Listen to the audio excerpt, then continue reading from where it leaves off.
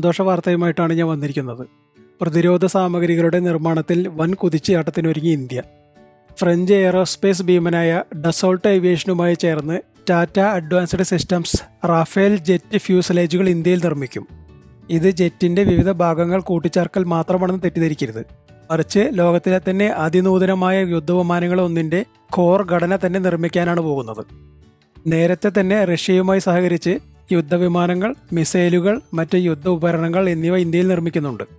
എന്നാൽ ഈ പുതിയ സഹകരണത്തോടെ ആഗോള പ്രതിരോധ ഉപകരണങ്ങളുടെ നിർമ്മാണത്തിന്റെ കാര്യത്തിൽ ഇന്ത്യ ഒരു കേന്ദ്രമാകാൻ പോകുകയാണ്. റഫേൽ യുദ്ധവിമാനങ്ങളെപ്പറ്റിയും അതിന്റെ നിർമ്മാതാക്കളായ ഡസോൾട്ട് ഏവിയേഷനെ കുറിച്ചും കൂടുതൽ പറയേണ്ട കാര്യമുണ്ടെന്ന് തോന്നുന്നില്ല. പ്രത്യേകിച്ച് ഓപ്പറേഷൻ സിന്ദൂറിന്റെ സമയത്ത് ഇതേക്കുറിച്ച് ഒരുപാട് ചർച്ചകൾ നടത്തിയതാണ്. 4ാം തലമുറയിൽപ്പെട്ട യുദ്ധവിമാനങ്ങളായിരുന്നിട്ടുകൂടി ഇവയുടെ കഴിവുകൾ നാം തിരിച്ചറിഞ്ഞതാണ്.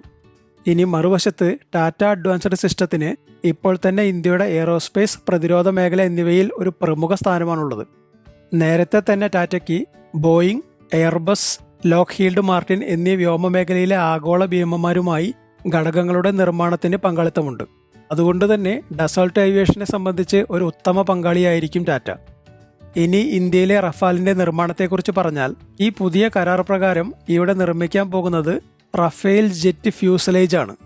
ഇപ്പോൾ നിങ്ങളുടെ സംശയം എന്താണ് ഈ ഫ്യൂസലേജ് എന്നായിരിക്കും. ലളിതമായി പറഞ്ഞാൽ വിമാനത്തിന്റെ ഏറ്റവും പ്രധാനപ്പെട്ട ഭാഗമാണിത്. ഇത് വിമാനത്തിന്റെ ബോഡി മാത്രമല്ല, ഇതിൽ കോക്പിറ്റ്, എഞ്ചിനുകൾ, ഇന്ധന ടാങ്കുകൾ, ഏവിയോണിക്സ്, ചിറകുകൾ, വാലുകൾ എല്ലാം ഉൾക്കൊള്ളുന്നു. ഒരു വിമാനത്തിന്റെ ഘടനാപരമായ നട്ടെല്ല് എന്ന് വേണമെങ്കിൽ വിളിക്കാം. ഒരു ആധുനിക യുദ്ധവിമാനത്തിന്റെ ഫ്യൂസലേജ് നിർമ്മിക്കുന്നത് അവിശ്വസനീയമാം വിധം സങ്കീർണമായ പ്രക്രിയയാണ്. വളരെ ഉയർന്ന തലത്തിലുള്ള എഞ്ചിനീയറിംഗ് വൈദഗ്ധ്യവും അതുപോലെ കാർബൺ ഫൈബർ പോലുള്ള ഭാരം കുറഞ്ഞതും എന്നാൽ ശക്തിയും ഉറപ്പുമുള്ള സംയുക്തങ്ങളും പ്രത്യേക അലോയ്കളുടെയും വിപുലമായ കൂട്ടിച്ചേർക്കലാണ്. ചുരുക്കി പറഞ്ഞാൽ കട്ടിംഗ് എഡ്ജ് സാങ്കേതിക വിദ്യ എന്ന് പറയാം. ഇതിൽ robotics, automated drilling, precision welding, നൂതന പരിശോധനാ സാങ്കേതിക വിദ്യകൾ എന്നിവയെല്ലാം ഉൾക്കൊള്ളുന്നു. ഞാൻ നേരത്തെ തന്നെ പറഞ്ഞല്ലോ, ഇതൊരു മുൻകൂട്ടി നിർമ്മിച്ച യന്ത്രഭാഗങ്ങൾ ഇറക്കുമതി ചെയ്ത് അസംബിൾ ചെയ്യുന്ന പരിപാടിയല്ല. എല്ലാം ഇവിടെ നിർമ്മിക്കുകയാണ്. യഥാർത്ഥത്തിൽ ഇതൊരു പുതിയ കരാറല്ല. 2016 ഇന്ത്യയും ഫ്രാൻസുമായുള്ള 36 റഫേൽ യുദ്ധവിമാനങ്ങൾ വാങ്ങുന്ന സമയത്തെ കരാറിന്റെ ഭാഗമാണ് ഇതും. അടിസ്ഥാനപരമായി ഒരു വിദേശ കമ്പനി ഇന്ത്യക്ക് ഉയർന്ന മൂല്യമുള്ള പ്രതിരോധ ഉപകരണങ്ങൾ വിൽക്കുമ്പോൾ ആ ഇടപാട് മൂല്യത്തിന്റെ ഒരു നിശ്ചിത ശതമാനം ഇന്ത്യയിൽ തന്നെ നിക്ഷേപിക്കണം. ഈ വ്യവസ്ഥയെ വിളിക്കുന്നത് ഓഫ്സെറ്റ് ക്ലോസസ് അഥവാ ഓഫ്സെറ്റ് ബാധ്യത എന്നാണ്. ഇന്ത്യയും ഫ്രാൻസും തമ്മിലുള്ള കരാർ പ്രകാരം ഡസോൾട്ടിനും അവരുടെ നിർമ്മാണ പങ്കാളിയായ സഫ്രാനും വിൽപ്പന മൂല്യത്തിന്റെ 50% ഇന്ത്യയിൽ നിക്ഷേപിക്കണം. ഇന്ത്യയുടെ make in India, Atmanirbhar Bharat എന്നീ നയങ്ങളുടെ ഭാഗമായാണ് ഈ വ്യവസ്ഥ ഉൾപ്പെടുത്തിയത്. ഇന്ത്യയെ സംബന്ധിച്ച് ഇതൊരു വലിയ നേട്ടമാണ്. കാരണം എയറോസ്പേസ് നിർമ്മാണത്തിന്റെ സാങ്കേതികവിദ്യ ഇതിലൂടെ ഇന്ത്യക്ക് ലഭിക്കും.